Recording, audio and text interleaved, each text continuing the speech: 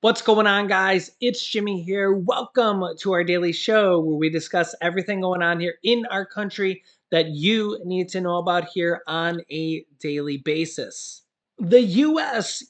seems like it keeps trying to provoke China for some unknown reason as we sent two major warships through the Taiwan Strait in the first transit since Nancy Pelosi's trip to Taiwan. You guys can let me know your thoughts on this. Two United States Navy warships entered into the Taiwan Strait in what is the first U.S. naval transit in the waterways since the U.S.-China tensions spiked this month over a visit to the island by House Speaker Nancy Pelosi. The guided missile cruisers were on Sunday making the voyage, quote, through waters where on high seas freedoms on navigation and overflight apply in accordance with international law. The U.S. 7th Fleet in Japan said in a statement. It said the transit was ongoing and that there had been no interference from foreign military forces so far. These ships are transiting through a corridor in the strait that is beyond the territorial sea of any coastal state. The ship's transit through the Taiwan Strait demonstrates the U.S. commitment to a free and open Indo-Pacific. The United States military flies, sails, and operates anywhere international law allows. The Chinese military's Eastern Theater Command said that it was monitoring the two ships, maintaining a high alert, and was, quote, ready to thwart any provocation. The Taiwan Strait is a 110-mile stretch of water that separates the democratic self-ruled island of Taiwan from the mainland of China. A spokesperson for the Chinese says, quote, the frequent provocations and showing off by the U.S.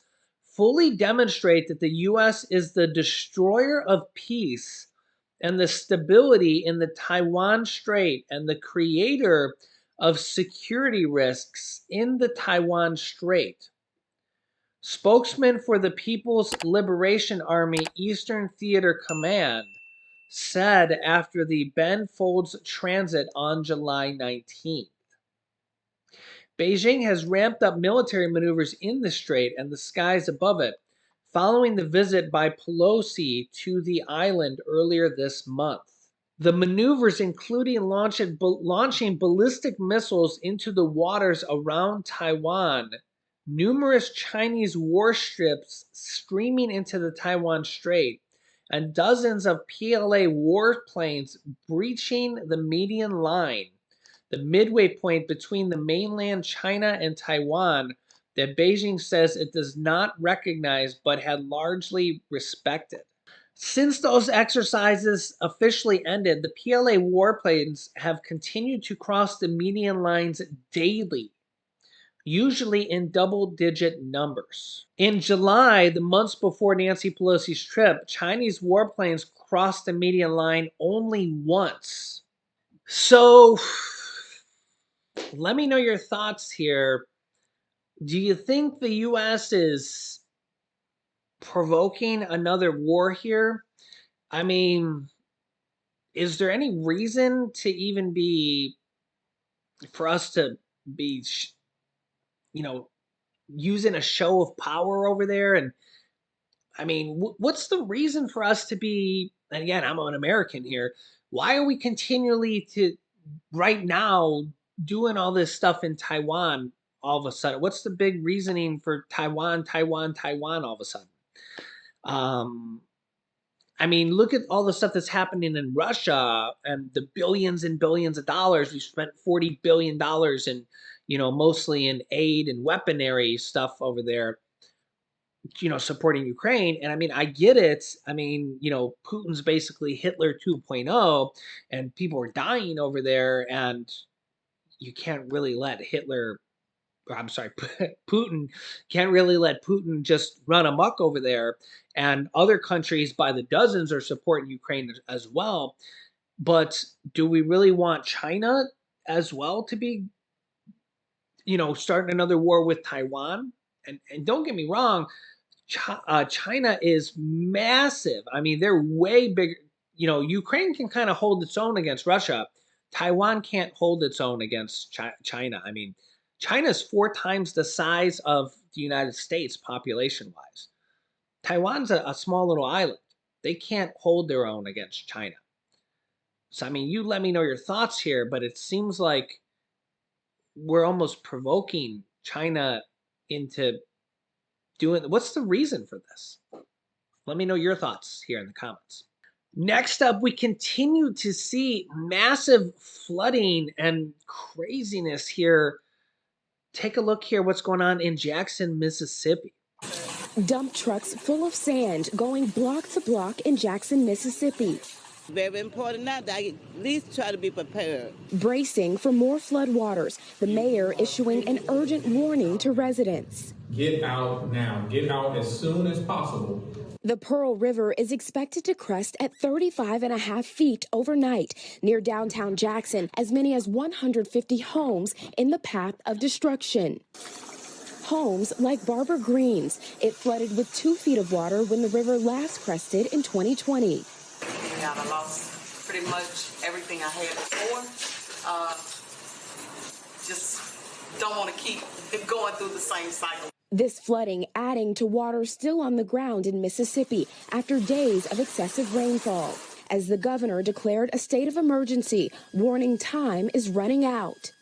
The actions that you take now can help you protect your own life and help you protect the lives of your family members. The threat of fast-moving floods being felt across the country. Raging waters tearing through Big Bug Creek in Arizona Saturday. And overnight, water rushing in at the Minnesota State Fair. Tonight, millions of Americans across the upper Midwest are at risk for severe weather. And more may soon be on the way. The National Hurricane Center is tracking 4 different storms developing over the Atlantic this week. Back in Mississippi, some residents are just looking to get through the night.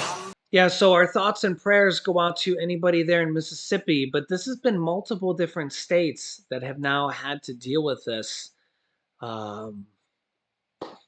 Yeah. Also, you can see here the Census Bureau says that 3.8 million renters will likely be evicted in the next 2 months. Why the rental crisis keeps getting worse. For the first time ever, the median rent in the U.S. topped $2,000 a month in June, and the increases show no signs of stopping. So if you think about that, that's $24,000 a year just on rent. That's the average amount of rent. I think that's for a 1-bedroom. Let me see here. Okay, here it is according to rent.com.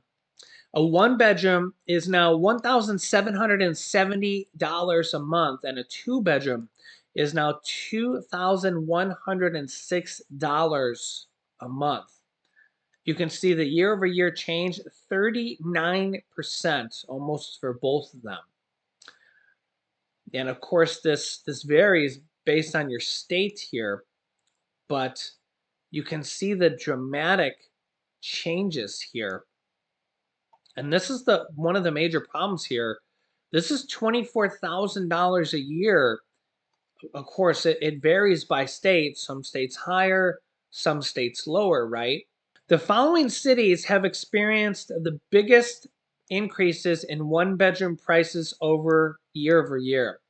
Greensboro, North Carolina, 74% increase. Newport News, Virginia, 60% increase. Tulsa, Oklahoma, 60% increase. Long Beach, California, 48.5% increase. Raleigh, North Carolina, 42% increase.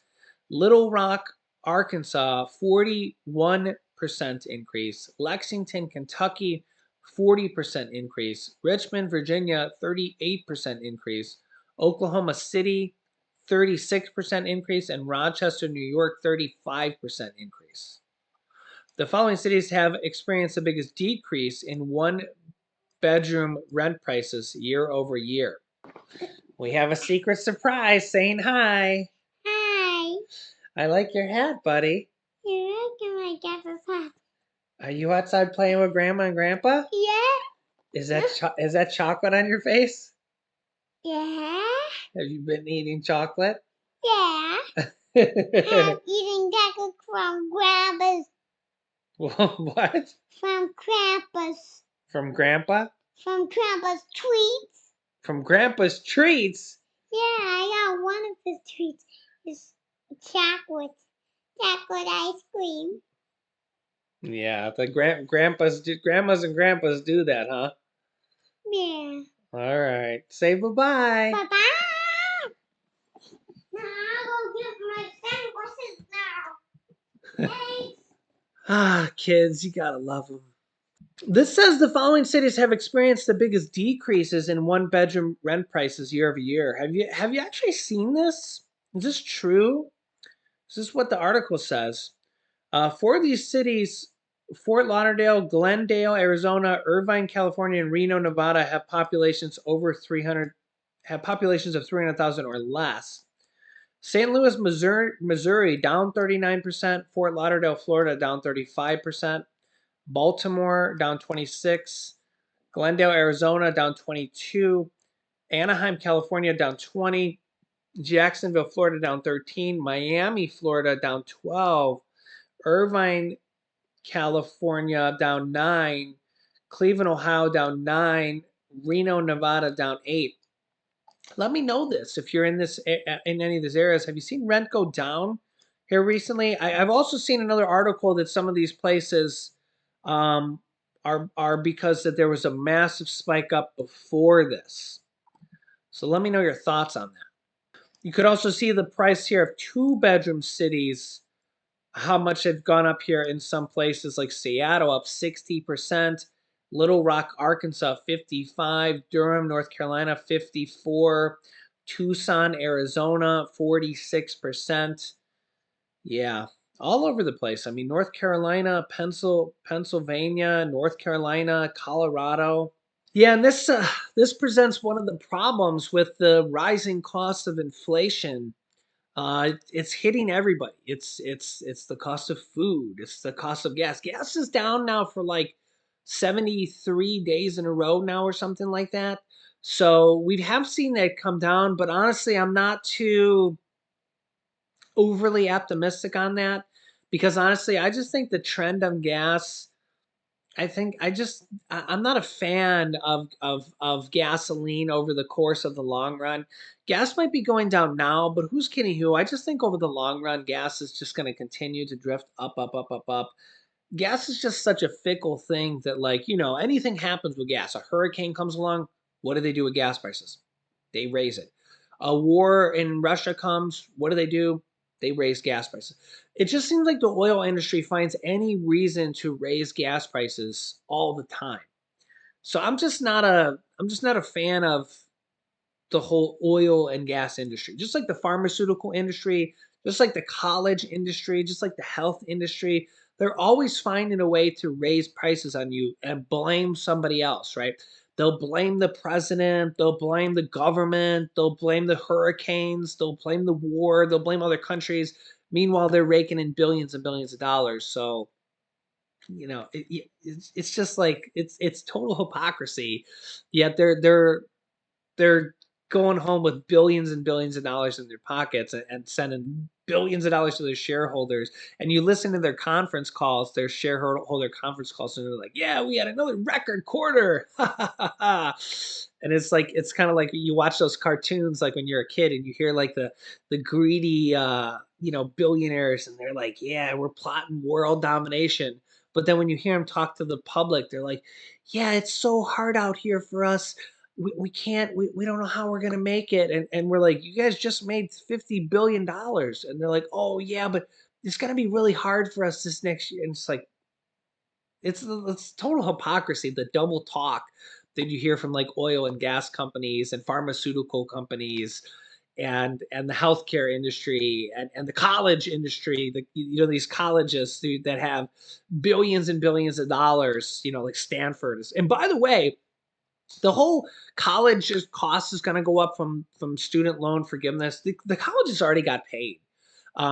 This student loan forgiveness has nothing to do with colleges, because the second somebody takes out a student loan, they get paid.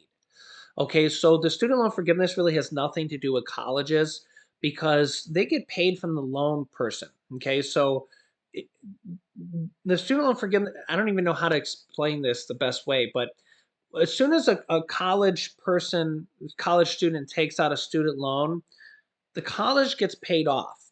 Okay, so the college never takes the risk. Okay, the loan provider, whether it's a government or the government backed loan provider, pays the college off instantly.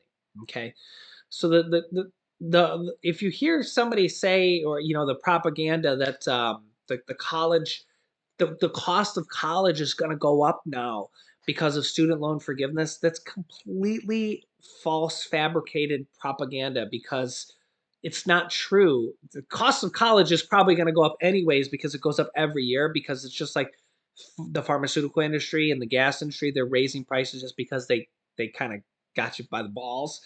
They just have a monopoly on everything. They raise prices no matter what. But they get paid, so it's not like they're taking a loss on the student loan forgiveness. Okay, that's not the case at all. In fact, the government's basically just wiping down their own debt.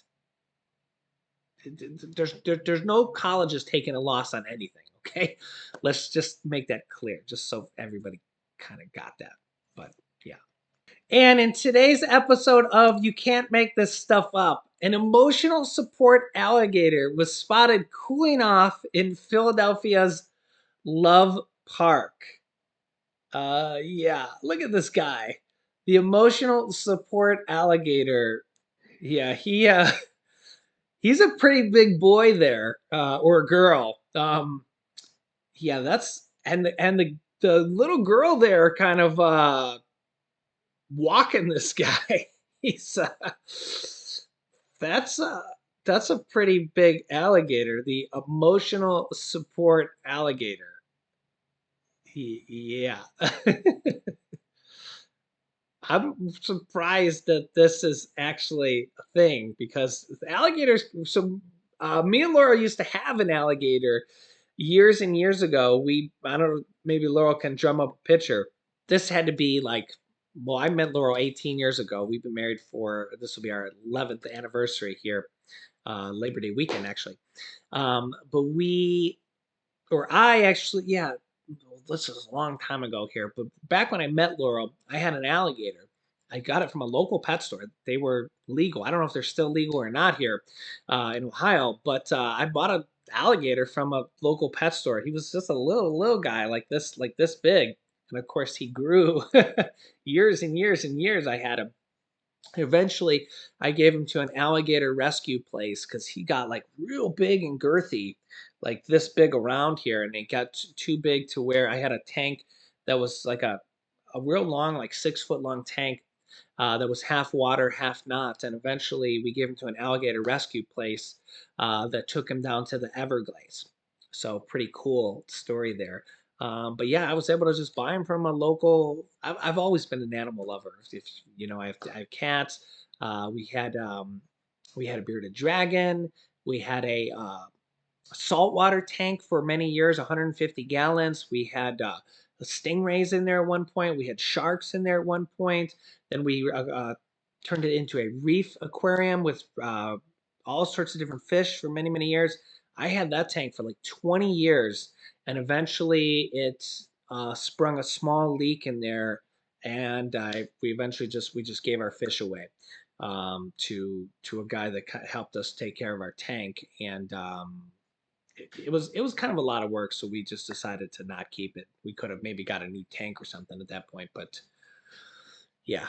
But yeah, so imagine you have an emotional support alligator.